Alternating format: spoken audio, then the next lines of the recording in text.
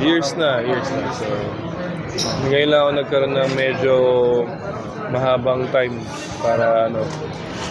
para maka-recover. So, yun, pero still tinatry pa rin namin ihabol sa opening.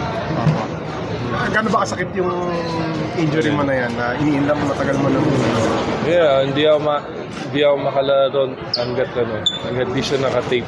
Okay lang. Wala lagi siya naka-tape. Kasi na siya talagang paano ba sabihin to in 2 words? Like, siya, it's nasty.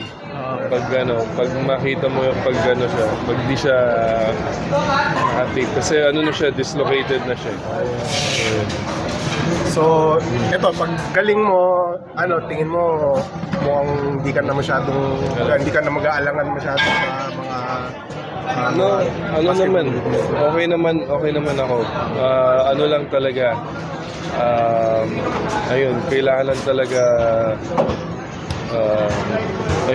i-connect yung ligaments kasi kung hindi siya kasi chronic kasi siya. So the more na